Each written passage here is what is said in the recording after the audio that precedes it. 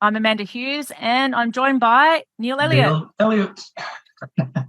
Thanks for joining us today, Neil. Now, if anyone is in here that might be over in our group, Fitness and Biohacking Collective, we do a weekly Friday live at 12 noon.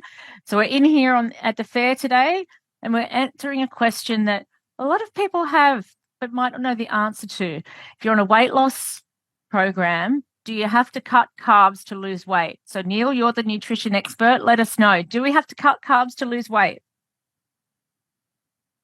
This is I'm going to have to answer again with it depends, because it really depends on how many carbs you're eating in the first place. Right. So if you're eating too many carbs, then the answer is yes, you do have to cut some of those carbs out because they're contributing to extra calories that you're not burning, and that means you're not going to lose weight. But if you're eating the right amount of carbs for your body composition and activity level, then the answer is no, you don't have to.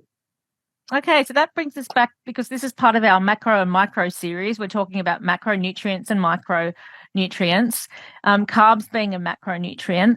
We've all heard of the Atkins diet, the high protein diet, the keto diet, and that kind of thing. They kind of do minimize carbs, don't they? And, you know, they just boost the protein and the fats, but like they cut carbs pretty much out. Yeah, you'll generally find that with most of those programs, so Atkins and Protein Power, and there's all sorts of names for different proprietary versions of it. Fundamentally, they do the same thing. They have a phase at the beginning of the eating plan where they almost completely strip out all of the carbohydrates, apart from fibrous foods, and you'll find it's very high protein and very high fat in that phase. As you get to a certain point of progress, then whoever is monitoring that program for you will begin to gradually add the right types of carbs back in. So you're not putting in bad carbs again. You're not just putting sugar straight back in. You're eating good carbs that will contribute to your goals. But generally, they all do the same thing. Right. So it's a bit of a misconception that, for example, the Atkins diet is just no carbs all the way through forever. It's not. It doesn't do that. Right. And that's not sustainable, really, to cut carbs out of the body for long periods of time, is it? Because if you do eat a lot of fat over a long period of time, you're going to get high cholesterol, or you're going to get high body fat composition. Is that right? Not so much high cholesterol, because cholesterol content in your body is actually closely linked to insulin levels in your blood, and insulin levels are closely linked to your carbohydrate intake, unless there's an underlying genetic condition. Disclaimer. So, not strictly speaking, no, it doesn't necessarily happen. So, if you're having a very low carbohydrate diet, but you're still eating a high fat intake, your body still doesn't produce a lot of insulin, and so your body then doesn't produce a lot of cholesterol. So that's not actually a significant contributor to that. But what you will find is that over time, your energy levels begin to drop, and because all of the fiber in your diet, most of the bulk in your stool, which is very, very important to your digestive system, comes from carbohydrate-based foods, the plant-based fibers that are in carbohydrate foods, then you can start having issues with passing motions and all sorts of things like that. So getting constipated. Getting constipated, it's a very common thing, or diarrhea can go the other way. We don't really want either of those. Either of those two is not a good alternative, no. I must say, I've been feeling so much better since I've been on this shake and cleanse diet that I'm using through Isogenics as a protocol. But those meal replacement shakes, the macros are all balanced in that. So yes, there are carbohydrates in there, also high protein, but there's not too much fat in there either, but there is some good fats in there. So I can attest to that I thought I might have to go on the Atkins diet or the keto or this or that. And I felt so good just having those macros balanced in my diet personally. Yeah, and that's the thing. Exactly. Your last word was perfect, personally. Everyone's physiology is a little bit different. So some people might find having a smaller amount of carbohydrates and more protein and the same amount of fat works better, and other people can switch it and they'll have a little bit more carbohydrates and a little less protein and the same amount of fat, and that's all good. And as I said a few weeks ago, a good place to start is roughly equal physical quantities of each of them, calorie-wise, I should say. So, it's a good place to start, and then you just sort of fiddle with it until you start getting the results. But the primary thing, as always, is overall going to be 80% or so of your progress is going to be from your calorie intake. If you're eating too many calories, and that's where the wrong types of carbs become a problem, then you're not going to lose body fat or lose weight at all, probably. Yeah, we did, and we have talked about that over in the group. So carbohydrates aren't bad, are they? Because the body does need some level of carbs to function effectively, right? 100%, and particularly if you're a person who's exercising, and if you're exercising intensely, then you need a substance called glycogen, which is a form of stored glucose in your muscles. And every time you train, particularly resistance style training, your body uses that stored glycogen as a form of energy for the muscle contractions. So if you don't replace that, then over even quite a short period of time, you're going to start feeling flat, and that means that your workouts are going to suffer. That means that your body composition is going to suffer. That means that your metabolic rate is going to suffer. That means that you're getting into that cycle of you've got a low metabolic rate, you're not burning enough calories compared to what you're eating overall, and so you start. So people who are, you must cut out all carbohydrates from your diet, they are evil. That's wrong.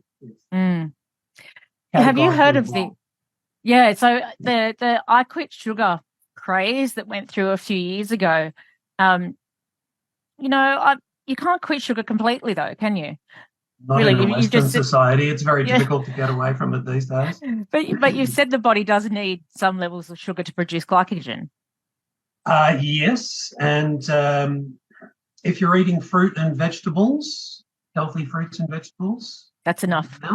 That's going to be enough. Yeah. Any kind of extra sugar, so lollies, chocolate, sweet cakes, anything like that have high amounts of accessible sugars, and by accessible I mean sugars that your body can actually digest and utilize or store the energy content of that sugar, then that's potentially going to be a problem. And even eating too much fruit can be a problem as well, because a lot of it is, fructose, high fructose, and some sucrose, which are two of the very fast absorbed sugars.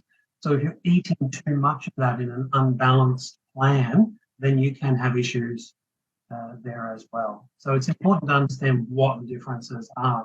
People often say, the complex carbohydrates, they're the good carbohydrates, and all of the sugars are bad. Well, not so much. It's not as simple as that, because several years ago, when the glycemic index was created, once this concept was discovered, they realized that one of the complex carbohydrates, for example, white rice, Calrose rice, which was very popular in Australia for a long time. Certainly when I was growing up, it was the main rice, white rice that you would buy in a supermarket. Yeah, same here. And it's got an incredibly high glycemic index score compared to other complex and supposedly good carbohydrates. So it's not a great version of rice to have if you're on a fat loss program. And that's why in later years you see the switch to rices like basmati, because it's got a much lower glycemic index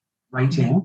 And what that means is when you eat it and your body starts to break it down, the sugars, or what in that food is broken down into sugars in that food, is absorbed slower into your bloodstream. And so you don't get that rapid insulin spike, which is, of course, responsible for higher cholesterol, as we've already spoken about today, but also for higher fat storage in your fat cells.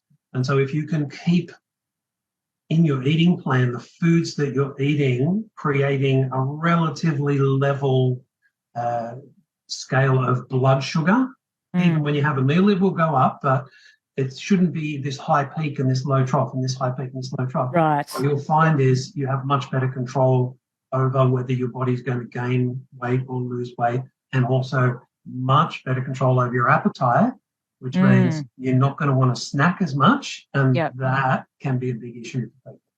And that was a big issue for me too. We've talked about, I introduced a third shake for my afternoon snack because I was getting that 3 p.m. slump and not really getting rid of those hunger pangs, and then introducing a macro balanced snack has really helped me kind of just destroy any kind of hunger pangs that you get at 3 o'clock, and then that kind of gets me through dinner. So some people say you have 3 shakes a day. It's the best thing I ever did personally. Yeah.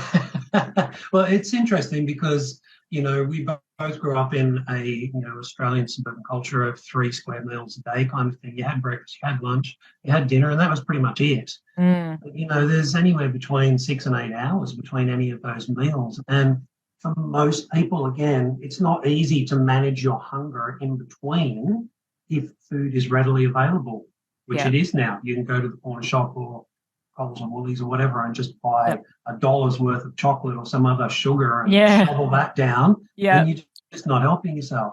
So years ago, in bodybuilding culture, they realized that if you take those 3 large meals and you break them down into 6 smaller meals that are spread more evenly throughout the day, you get much better control over the hunger urge for a start, because you're eating every 3 hours rather than every.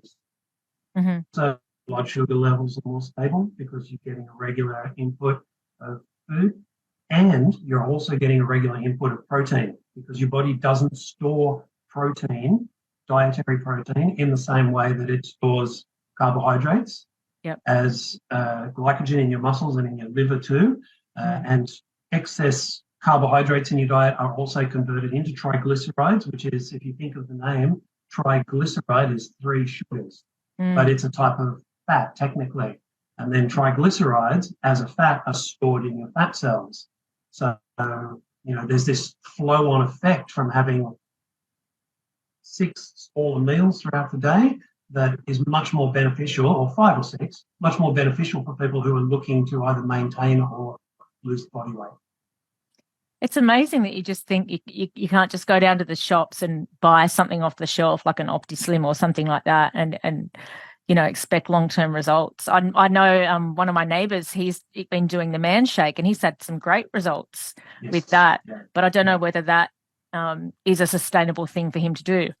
Whereas the isogenics protocol that I'm using, I've been doing it probably for 18 months. I've been using their products, but I've really knuckled down to using their protocols in the past couple of months, and feeling great, really great, because they're meal replacement shakes. They've got vitamins, minerals in it.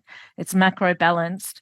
And, after 8 weeks of us doing a program, you're giving me an exercise program as well.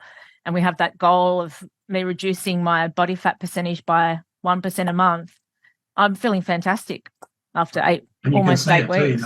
You can see it now. It's a visible difference. Yeah, right. I just the body feels so much better when you give it the right foods. And that's what I'm trying to teach my son that too. Yes, chocolates are nice, lollies are nice, bucket of chips is nice, but your body actually deserves a lot more than that. A lot better than that. It's fine. But again, if you're trying to burn off, you can't afford to have those foods in your eating plan on a regular basis. And a couple of weeks ago, we talked about having a day split of being good for 6 days, and then you can have a good day, metabolism reset. So that's the day you aim to have your packet of chips or your piece of cake or your pie or whatever it is your thing. That's the day that you have that. And you can only really afford one of those a week. Any more than that, and you throw the ratio out straight away. Exactly. Yeah. So it's all about really coming back to nutrition and, giving your body the high quality foods and fuel that it deserves. Yes. Yeah. And that's the great thing about those isogenic shakes. Perfectly balanced, and it's high quality ingredients. It is, yeah. Then one thing that I love about it is there's no soy in it. So a lot of the products you find on the supermarket shelves, they're packed with they've got filler ingredients like maltodextrin, soy, that kind of thing, where it's just isogenics, completely soy-free. All the shakes are gluten-free as well. So, and the ones that are dairy are really high quality whey from New Zealand grass-fed cows. So, it's high quality. Well, and the thing is, too, maltodextrin that you just mentioned is actually a form of sugar as well. So it's technically a sweetener that they use in these foods, but different countries have different rules for this. But in a lot of countries, on a product, they don't have to declare that as sugar. Right. But it is a sugar. It is a sugar. Yeah. Yeah. Because I have seen it in products and I wondered what it is. And it does, I think it's from corn, isn't it? It's like a corn syrup. Well, I mean, they could be can wrong. make it from all sorts of things, but basically anything that's got dextrin in it, on the end of it, is a sugar. Is a sugar. Yeah. And there's a lot of different things. Some of the oils, like maltitol and things like that. Yeah. Generally, they're just sugars. The only thing that most countries, like just off the top of my head, don't actually practice this one, just from memory, the only thing that they have to legally declare as sugar is sucrose. So, cane Right. sugar. Which is Other than that, if they want to put fructose and maltodextrin and maltitol and sorbitol and all these other things in there, that's a whole bunch of extra carbohydrate sugars that they pop in there to make it sweeter. And some of them the body can actually access with the energy content, and some of them can't. The erythritol, for example, is often used as an artificial sweetener because you taste it as sweet, but your body doesn't absorb the sugar. It passes through you, but for some people it causes digestive distress as well. Yeah. So really it can be quite a complicated. It's a minefield. Yeah, you've got all these companies out there who are, they want to sell you their product and they're going to use every legal loophole that they can get around it. And that's where it's helpful to have someone who is an expert on nutrition who can help you with these things. Because if you haven't done the knowledge, as they say, about the one tabs, then you're not going to know. That's right. There's a truth in that. There's a lot of rubbish info out there. Oh, there is. Yeah, there is. Instagram's one place. You see a lot of different ads from people. Don't but get me started. Anyway, look, we are almost done for our live. Thanks again. Bye, everybody. Thank you very much. See you later, everyone. Bye. Bye.